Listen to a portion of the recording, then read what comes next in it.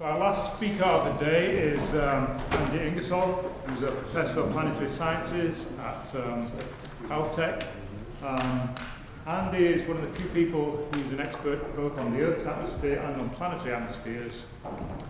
And he holds the distinction of having published a research article on the atmospheres of all the planets in the solar system. And maybe unique. There we go. So, and he's also the editor of the scientific journal PUPress. So, Andy Ingersoll. I'm going to take you on a whirlwind tour of the solar system. And if you think you've seen climate extremes so far, you'll really see them during the whirlwind tour. The whirlwind tour follows the course of my book, from Venus all the way out to the outer solar system. But my book is also, because actually just a fact of life in my field of planetary science, planetary climatologists, and there are people like that, learn their climatology from reading textbooks on the Earth. And that's fine. We know a lot more about the Earth than we do about the planets. But I decided, let's put in a little bit of the basic physics into a book that is basically a whirlwind tour of the planets. So if you ever get to read my book, you'll see the tour, but then there'll be boxes sort of fenced off from the narrative where the basic climate physics is presented. So it's both a textbook and a tour. What are the lessons? Why do we study the climates of planets? Well, I don't know why we study them, but let me tell you some of the lessons. One is humility. All of our accumulated knowledge about the Earth in general, but in this case, the Earth's climate, doesn't prepare you, and this has happened time after time, it doesn't prepare you for what you're going to find when you go to a new world. Your imagination is just too limited if all you've done is study the Earth, no matter how smart you are. Another is that there really are examples out there of two states to a system, like the present Earth and the snowball Earth, or the present Earth and Venus. There are, and therefore there are possibilities of truly dramatic, maybe catastrophic climate change that may not happen in our era, but maybe in a billion years they could happen. But there are plenty of examples out there. Talk about weather for a moment. Predictability. You know that a weather forecast is pretty worthless out beyond a week. You don't plan your vacation based on what you read in the paper for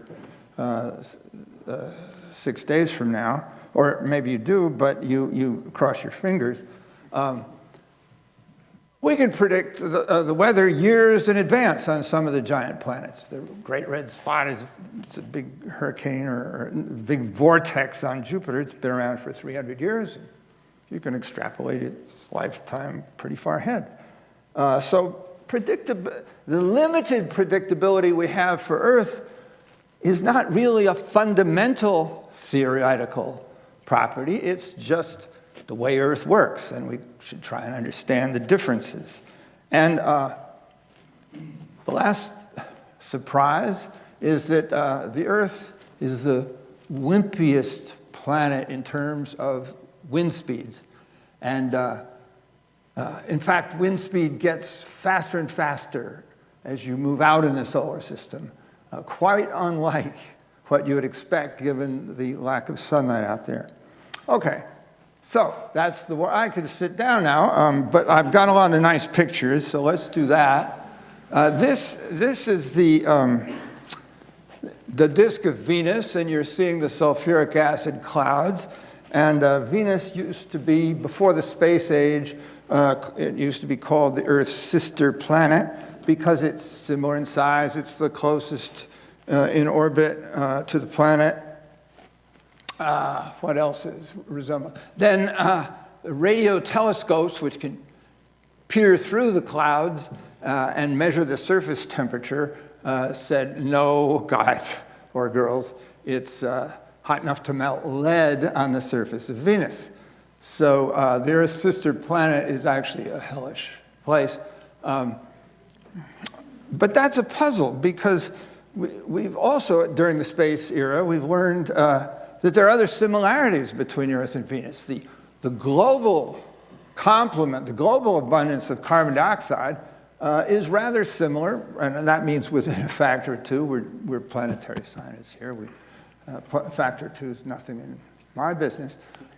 But the carbonate rocks on Earth and the total huge, massive atmosphere of Venus, which is carbon dioxide, are kind of comparable. And there's a little bit of nitrogen in this 90 Earth atmosphere here, 90 times the Earth's atmosphere, and it's mostly carbon dioxide. But there's a little nitrogen in it. And so the nitrogen on Earth and the nitrogen on Venus are rather similar. And the argon in Earth's atmosphere and the argon in Venus's atmosphere are rather similar. So they really look like they're sister planets, except with one huge difference. We have oceans, and Venus has a little bit of water vapor in its atmosphere, and no liquid water, and certainly no solid water. So the possibility exists that they were born alike, and Venus went one way in its evolution, and Earth went the other.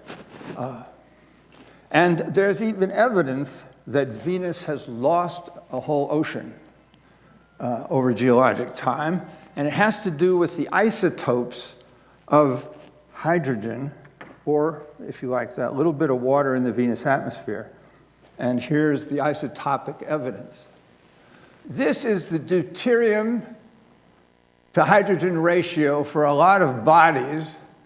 It's hard to measure it if you don't live there, but you can do it spectroscopically. You can look at methane with a deuterium replacing the hydrogen, and that's what's done for all these objects.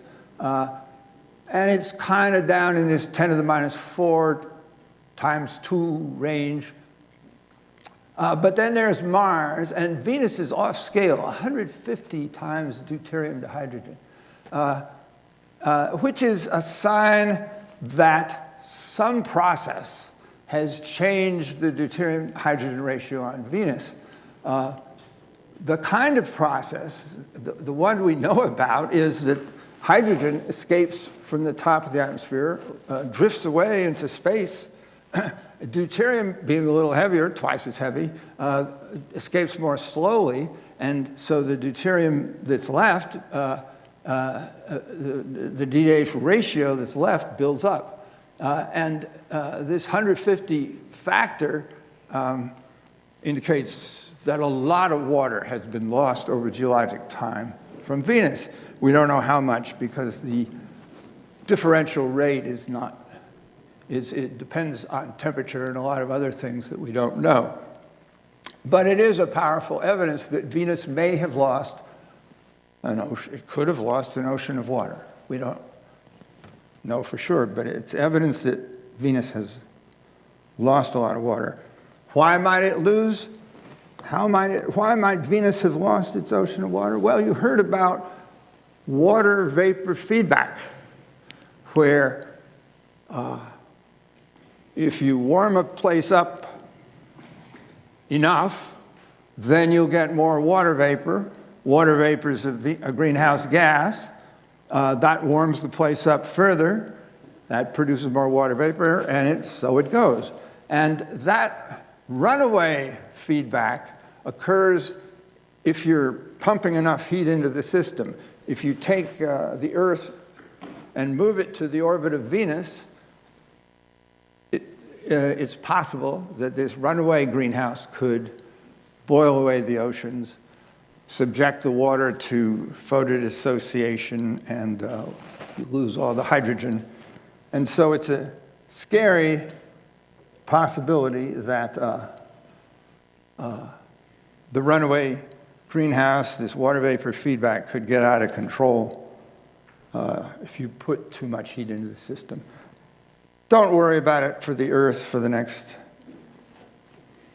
billion years, but that's the spirit of what we do in planetary science. Okay, a couple other things about Venus, and then we'll move on. This is the budget of energy at the top of the atmosphere. This is latitude. This is a profile of the absorbed sunlight. Crudely, Earth satellites do a much better job than this, but the planetary equivalent didn't have such good resolution. But this is the absorbed sunlight. Obviously, you absorb less per unit area at the poles than you do at the equator. And the green is the outgoing long-wave radiation, the thermal emission.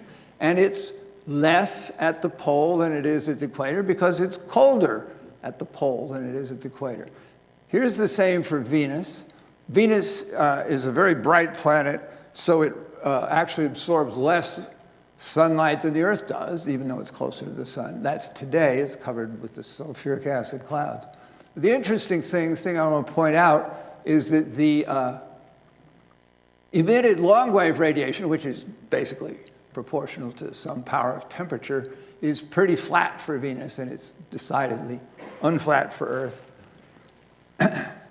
That's telling you that Venus is doing a better job at spreading the heat around than Earth is. It's a fundamental property of atmospheres. How good are they at evening out the temperatures? Well, Venus is better than Earth at that. Why? Number one, it's got an atmosphere almost 100 times more massive than Earth's atmosphere. Number two, it's a slowly rotating planet, and rotation kind of inhibits motion between equator and pole. And I'll just leave it at that. No, there's a question.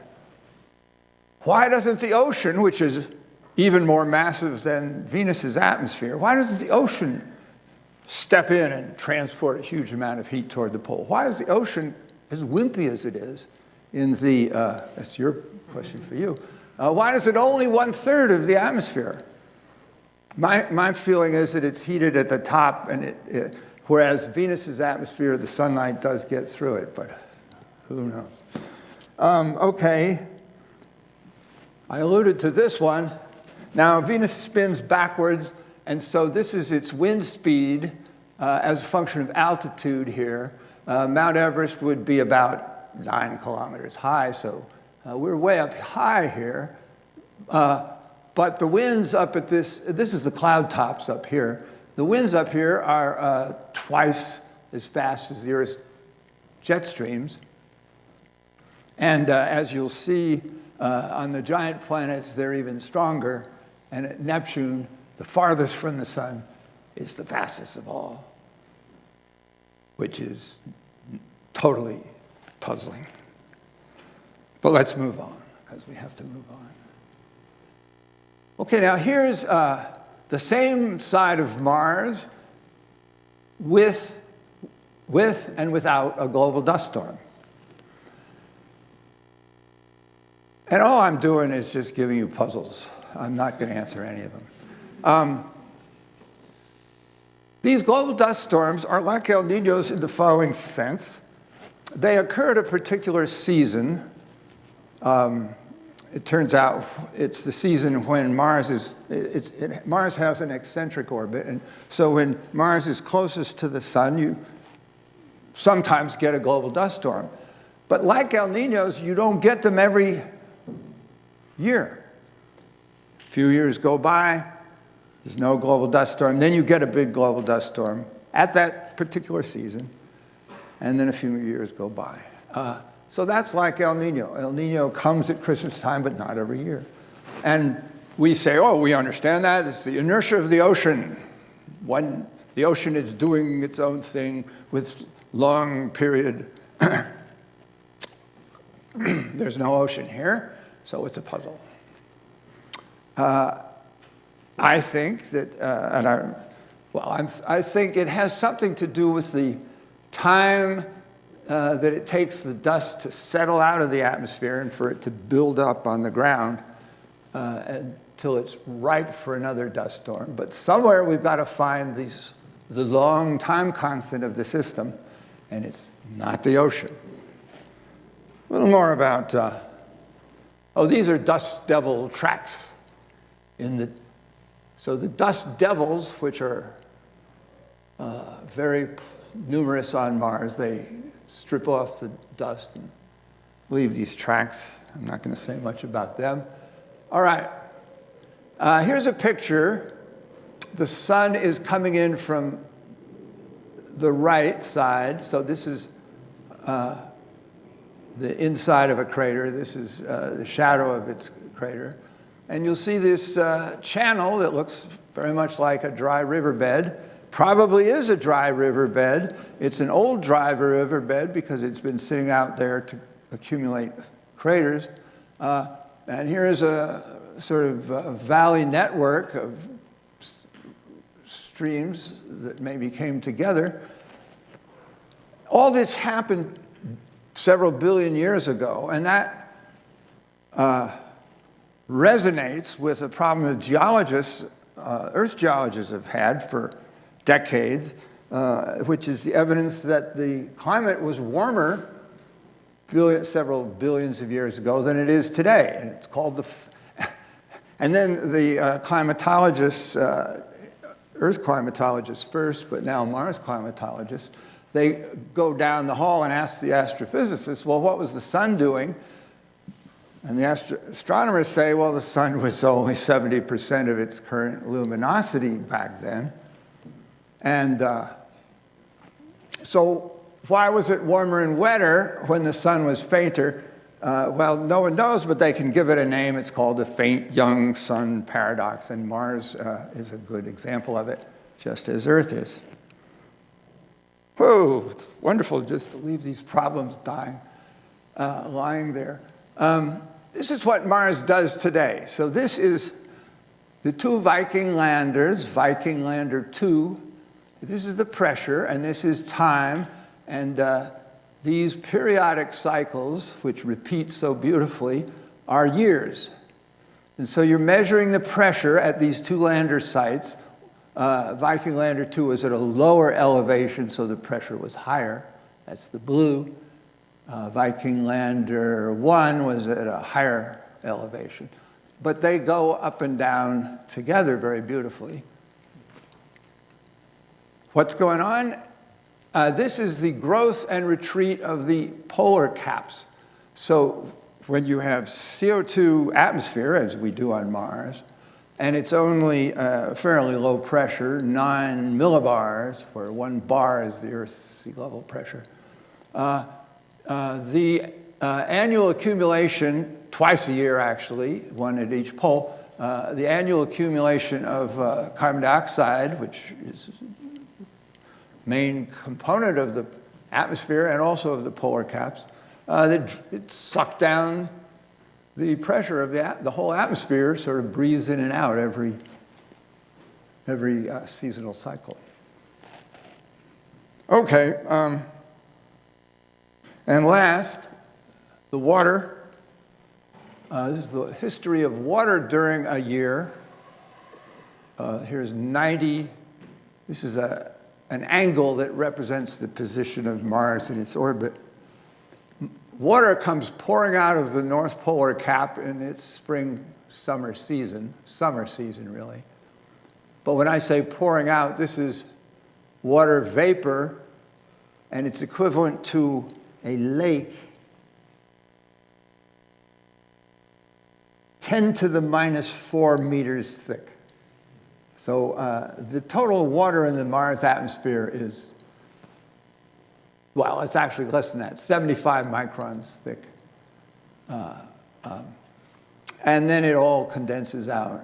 So so Mars is very cold, and there's not much water vapor in the atmosphere. And it would take 1 million years to move this polar cap to the south. And so Mars is almost inert on Mars, and I think I'd better move on from there.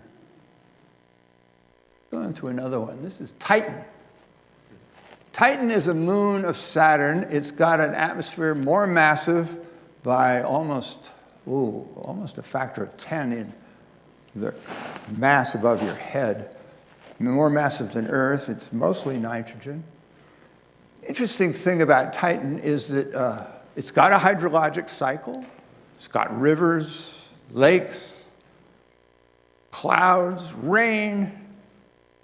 But it's not water that is doing all that. It's methane, which we think of as natural gas. But it's so cold out there that a familiar gas molecule becomes a liquid molecule out in the outer solar system. And we have here I'll test your intuition. You have 1% as much sunlight available to drive your weather out at Titan. That's Exhibit A. You have a wet atmosphere in the sense that it holds a lot of methane. Actually, the latent heat stored in the Titan atmosphere, the heat needed to evaporate the methane is greater than the latent heat stored in our atmosphere as water vapor. So you have a lot of stored energy, latent heat energy, in the atmosphere, but you have very little power coming in. The atmosphere could go two ways. It could have very light drizzle continuously, or it could have nothing at all for long periods of time and then downpours or something in between. It's kind of the 0 times infinity problem. Well, Titan has chosen the second. These are some of the lakes taken by a radar, which peers through the clouds, and you see river channels. Here you have channels that were carved by flowing rivers, and a light drizzle continuously precipitating out of the atmosphere is not going to carve these. These are rather big channels, hundreds of meters across. You need a downpour to carve a channel like that. And so somehow, Titan has chosen the very infrequent, very violent weather option rather than the steady drizzle option. Go figure. Okay? My friend, the giant planets. The Great Red Spot was there shortly. It was as soon as someone had the technology to see it, they saw it. Galileo didn't see it, but the telescope was improving in the decades after he invented it, and Robert Hooke saw it. And it's been there ever since. There's no solid surface to give this fluid structure its longevity. It's just a fluid structure. It's not stationary. Everything on Jupiter rotates with approximately a 10-hour period, and relative to that average rate, the red spot mostly chugs to the west, but sometimes it reverses itself and chugs slowly to the east. I was a member of the Voyager imaging team, and Voyager was slowly approaching Jupiter, and this happened with every one of the giant planets. And we would take pictures of the features from great distance. We said, okay, in the last final days, Voyager's going to go zooming by, and we're going to take close-up views of this great. When we're very close, the disk is much too big for us to photograph all of it. So we're going to have to make choices about which things, during those final days, which things we want to view up close. And so we asked the engineers, well, how late can we get the camera pointing commands to you and they said 3 or 4 weeks. So we had to make a weather forecast 3 or 4 weeks in advance to command the camera, tell it where to look during the last couple of days. And we finally used junior high school mathematics. You plot it on a graph paper, you lay a ruler on it, and you said, spot A will be over here and spot B will be up there, and we hit all the targets. And that's with junior high school mathematics, not a GCM. Actually, more about Jupiter. Every one of these bands has associated with its edges a jet stream, either eastward relative to the average or westward relative to the average.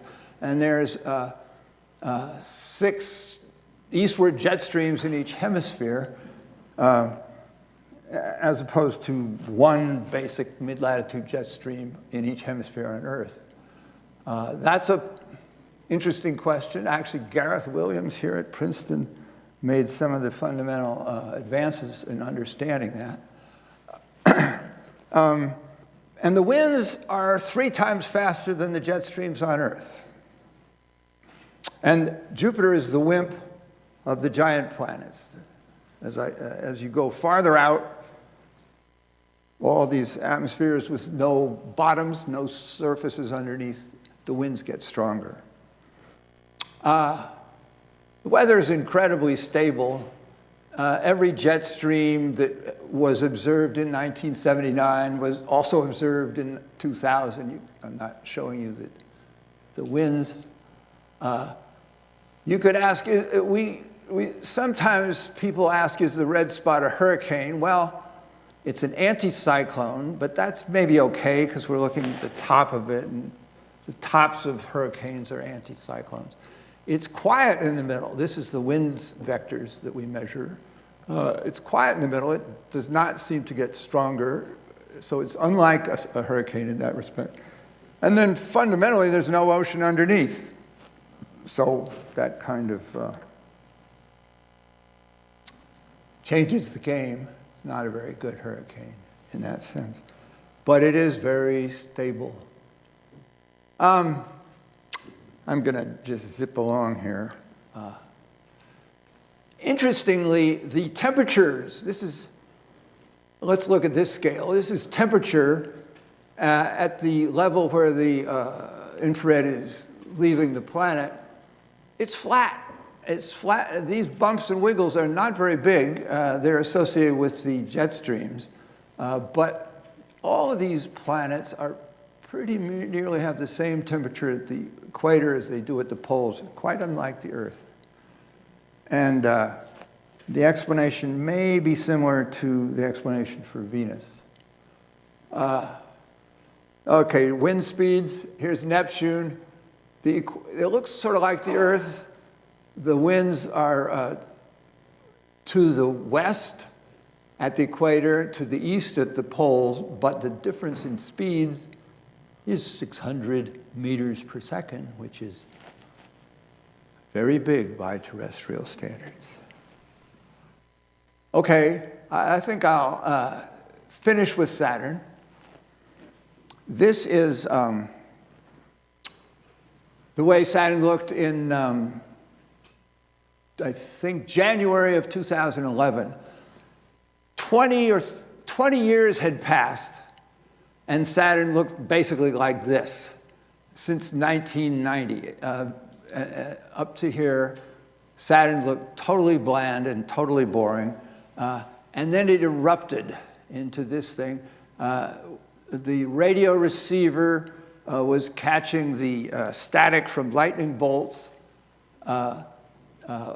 counting the lightning flashes as fast as it could, and that was 10 of them per second. We could see the lightning flashes on the day side of Saturn. And this thing lasted for 6 months, and it's pretty much gone. And these violent storms occur every 20 or 30 years. There have been 6 of them. The first one that was observed was 1876. There may have been more before that, but no one was looking. And this is quite different from Jupiter. It's quite different from Earth. It's got something to do with moist convection because there's so much lightning in it. And we don't understand it. And it's telling us something that the view we have of convection, which is sort of a steady process that keeps pumping moisture into the atmosphere, it may not apply on other planets, and other planets may be much more intermittent in the way they work. Stop there.